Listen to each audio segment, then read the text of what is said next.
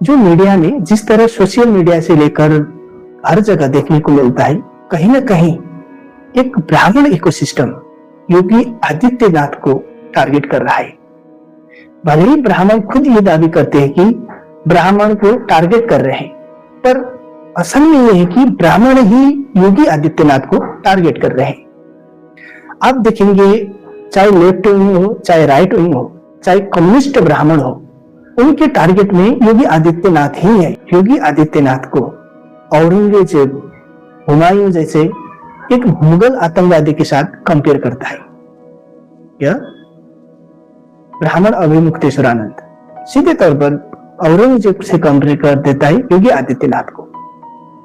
पर वही ब्राह्मण ममता बनर्जी, जिसके राज्य में सबसे ज्यादा गौहत्या होती है, चलो यूपी में तो योगी आदित्यनाथ ने बैन किया है, पर ब्राह्मण शासित राज्य बंगाल में बीफ और गौ हत्या तो हो रही है।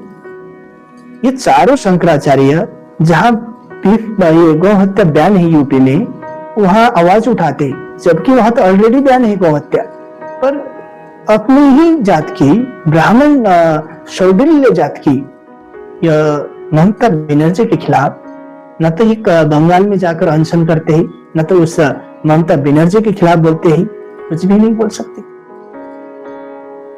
लेकिन इनको टारगेट करने के लिए कि योगी आदित्यनाथ ही मिले, वो भी यूपी के लिए। सिलेक्टिव रूप से ब्राह्मण कहीं ना कहीं अपनी हिंदू धर्म से भी ज्यादा अपनी जाति की रक्षा के लिए, अपनी जाति के आधार के लिए लड़ते हैं। यही कारण है कि हिंदू धर्म एकदम पिछड़ते गया।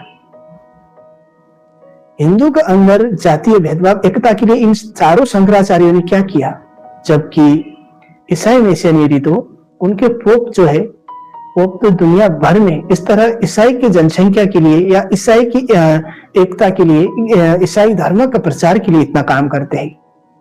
हमारे शंकराचार्य केवल ब्राह्मण जाति तक ही सीमित रह जाते हैं, वो ब्राह्मण जाति के बाहर निकलते ही नहीं। ममता बनर्जी को शौडिल्य गोत्र की ब्राह्मण बोलते हैं और योगी आदित्यनाथ को औरंगजेब बोलते हैं।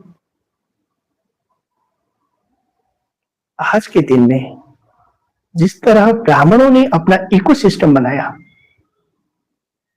केवल ब्राह्मणों को प्रोटेक्ट करने के लिए, चाहे शंकराचार्य के पद पर हो, चाहे मंदिरों को अपने बस में करना हो, यहां तक कि योगी आदित्यनाथ को भी ब्राह्मण इकोसिस्टम टारगेट करने लगा। पर ममता बनर्जी को गौ हत्या जो बंगाल में होती है उसके लिए क्लीन चिट देके रखा है। अब बताइए, एक भी शंकराचार्य कभी बंगाल में जाकर अनशन नहीं किया होगा कि गौ हत्या बंद करो, जबकि यूपी में तो बंद है। जिस बंगाल में सबसे ज्यादा गौ हत्या होती है वहां कोई जाता ही नहीं, वहां पे मुख्यमंत्री ब्राह्मण है। ब्राह्मण हिंदू से भी ज्यादा अपनी जाति के लिए लड़ने लगा, तो वही सबसे बड़ा एक हिंदू की कमजोरी बन गई।